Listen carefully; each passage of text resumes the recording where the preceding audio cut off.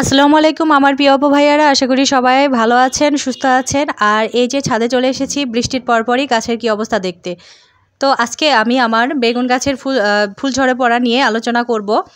কি কারণে ফুল ঝরে যায় এবং কি কারণে ফুল ঝরে পড়া রোধ হয় সেটাও জানাবো। আর তার সাথে জানাবো কি সার দিলে বা কি করলে ফুলের পরিমাণ বেশি আসে। তবে তার আগে চলেন আমার ছাদ বাগানটা ঘুরে দেখি, যেহেতু আপনাদের সাথে নিয়েই ছাদে এসেছি, তো সাথে নিয়েই বাগানটা ঘুরে দেখি কি অবস্থা। তো এই যে দেখেন, আমি 2-3 দিন আগে লাউ গাছটা লাগিয়েছি, আর লাগানোর পর থেকেই কিন্তু প্রচুর পরিমাণে বৃষ্টি। জানি না গাছটা হবে কি না, গোড়া পচে হয়তো বা মরে যেতেও পারে এত বৃষ্টির কারণে, যেহেতু আমি নতুন করে লাগিয়েছি এর জন্যে। তো সে যদি আমার রিজিকে থাকে এই গাছের ফল তো অবশ্যই পাবো, আর যদি না থাকে তাহলে হবে না। আর মাশাআল্লাহ দেখেন কতগুলা করলা ঝুলছে, তো আলহামদুলিল্লাহ। আর এদিকে কিন্তু ছিম গাছের অবস্থা অনেক ভালো। এটা হচ্ছে কেরালা জাতের ছিম, আর এই যে দেখেন প্রথম ফুল চলে এসেছে। এবার লোভের বশে একটা গাছ বেশি রেখেছি, 3টা গাছ রেখেছি, গতবার 2টা রেখেছিলাম, জানি না কতটা ফলন পাবো। আর এগুলি হচ্ছে দেশি ভ্যারাইটির, এগুলিও কিন্তু মাশাআল্লাহ অনেক মোটা মোটা ডগা ছেড়েছে কাটিং করার কারণে। ইনশাল্লাহ আর কিছুদিনের ভিতরে আমার পুরো মাচাটা ভরে যাবে। আর পুঁই শাকগুলি দেখেন কতটা সুন্দর, মোটা মোটা ফ্রেশ, বৃষ্টির ছোঁয়ায় একদম তরতাজা সতেজ হয়ে গেছে, অনেক ভালো লাগছে দেখতে।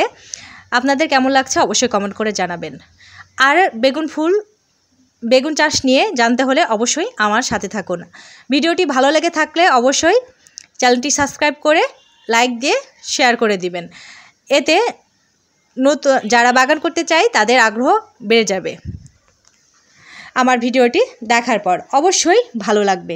তো চলেন এবার বেগুন গাছের কাছে যাই। বেগুন ফুল সাধারণত অতিরিক্ত পানির কারণে ঝরে যায়, আবার পানি কম হওয়ার কারণে ঝরে যায়, আবহাওয়ার তারতম্যের কারণে ঝরে যায়, পুষ্টির অভাবে ঝরে যায়, আরেকটা অন্যতম কারণ হলে পরাগায়নের অভাবে ঝরে যায়।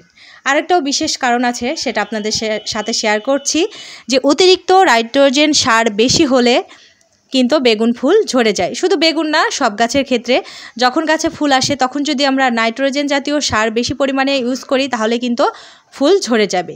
এই বিষয়গুলি খেয়াল রাখতে হবে। আরেকটা কারণ আছে, প্রথম পর্যায়ে যখন আমরা একটু বড় সাইজের চারা লাগাই তখন প্রথম দিকের ফুলগুলি ঝরে যায়, সেক্ষেত্রে এটা স্বাভাবিক, ঝরে যাবে। আর ঝরে গেলে কিন্তু ভালো, শুরুর দিকে ফল গাছে না নেওয়াই ভালো। আরেকটা অন্যতম কারণ আছে, সেটা হলো প্রকৃতিগত কারণ। অনেক সময় দেখা যায় গাছে অনেক ফুল এসেছে, আসলে সব ফুলই কিন্তু ফলে পরিণত হবে এটা কিন্তু ঠিক না। কিছু ফুল ঝরে যাবে আর কিছু ফুল ফলে পরিণত হবে, এটাই স্বাভাবিক। তো এই বিষয়টা খেয়াল রাখবেন। 2-1টা ফুল ঝরে যাচ্ছে বা কিছু ফুল ঝরে যাচ্ছে, কিছু ফল টিকছে, এটা হলে অনেক ভালো। আর গাছের অবস্থা ভালো হওয়ার পরও, সব কিছু ঠিক রাখার পরও যখন ফুল ঝরে যাবে তখন আপনারা কি করবেন সে বিষয় নিয়ে আলোচনা করব। আপনারা অবশ্যই খেয়াল রাখবেন গাছে যেন সব ধরনের খাবার বিদ্যমান থাকে। আমার গাছটা দেখেন মাশাআল্লাহ কত সুন্দর। আমি এখানে জৈব এবং রাসায়নিকভাবেই গাছটা করেছি। জৈব সার হিসাবে আমি কিচেন ওয়েস্টটা ব্যবহার করেছি, সেটা লিকুইড পানি দেই মাঝে মধ্যে, আবার সরাসরি কিন্তু আমার টবে জৈব সার ব্যবহার করি। সেটা আপনারা দেখলেই বুঝতে পারবেন যে আমি একটা ছোট টব দিয়ে রেখেছি বা বালতি দিয়ে রেখেছি, সেখানে আমি সরাসরি কিচেন ওয়েস্ট দেই। আর যারা কিচেন ওয়েস্ট আমরা ব্যবহার করি তাদের কাছে এ ধরনের সমস্যা খুব কমই হবে, আশা করি না হওয়ার সম্ভাবনাই বেশি।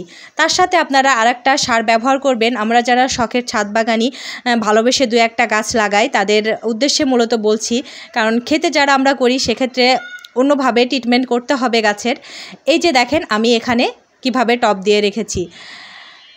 মাছ মাংস কাটার পরে যেই অতিরিক্ত অংশটা থাকে সেটা আমরা কিন্তু ফেলে দেই, সেটা ফেলে না দিয়ে আমরা আমাদের শখের গাছের টবের একটা কোণায় গর্ত করে পুঁতে রাখতে পারি। এতে গাছের বিভিন্ন যে পুষ্টিগুণ, যেমন হচ্ছে হাড়ের গুঁড়া যেই নাইট্রোজেন থাকে, তারপরে হিউমিক অ্যাসিড, ব্লাড সার, এগুলি কিন্তু চাহিদা পূরণ হবে। সে বিষয় নিয়ে নাই আলোচনা করলাম। আজকে যেহেতু বেগুন নিয়ে আলোচনা করছি, ফুল ঝরে পড়া, সেটা নিয়ে আলোচনা করি। তো আপনারা খেয়াল রাখবেন যখন গাছে ফল আসার সময় হবে তখন নাইট্রোজেন সারের পরিমাণ কমিয়ে দিবেন, পানির তারতম্যটা ঠিক রাখবেন, সঠিক অনুপাতে পানি দিবেন, কম বেশি দিবেন না, আর পরাগায়ন করে দিবেন। এত কিছুর করার পরেও যখন দেখবেন যে আপনার গাছের স্বাস্থ্য ভালো, পরাগায়ন করে দিচ্ছেন, তারপরেও ফুল ঝরে যাচ্ছে, তখন আপনারা কিন্তু বোরন সারটা ব্যবহার করতে পারেন। অনেক সময় দেখা যায় বোরন সারের অভাবেও কিন্তু ফুল ফল ঝরে যায়।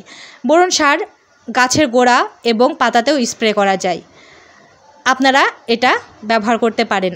এবার আসি কিভাবে আমরা অধিক পরিমাণে গাছে ফুল আনতে পারি। অধিক পরিমাণে ফুল আনার জন্যে পটাশ সারটা ব্যবহার করা যেতে পারে। পটাশ সার যখন গাছে ফুল ফল আসার সময় হবে তখন যদি আমরা পটাশ সারটা ব্যবহার করি তাহলে কিন্তু প্রচুর পরিমাণে ফুল আসবে এবং ফলে পরিণত হবে, এ বিষয়টাও খেয়াল রাখবেন।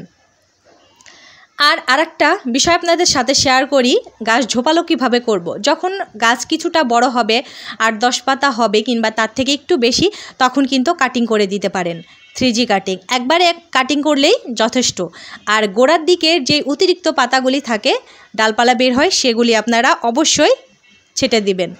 গোড়ার দিকের ডালপালা খাদক প্রকৃতির হয়, ওরা বেশি খেয়ে থাকে কিন্তু ফল ফুলের পরিমাণ খুব কম দেয়। তো আমার গাছটা মাশাআল্লাহ আমি জৈব রাসায়নিকভাবে করাই গাছটা কিন্তু অনেক ভালো হয়েছে। আর ফুল এর আগেও এসেছিল, ঝরেও গেছে, তবে এটা মাথা ব্যথার কোনো কারণ না। প্রথম দিকে 2-1টা ফুল ঝরে যাবে। তো আশা করি আপনারা কিছুটা হলেও বুঝতে পেরেছেন। যদি বুঝতে পেরে থাকেন তো অবশ্যই কমেন্ট করে জানাবেন, আর যদি না বুঝতে পেরে থাকেন তাও কমেন্ট করে জানাবেন, আমি আবারও বুঝিয়ে দেওয়ার চেষ্টা করব। আজকের মতো এই পর্যন্তই, দেখা হবে অন্য কোনো ভিডিও নিয়ে। আসসালামু আলাইকুম।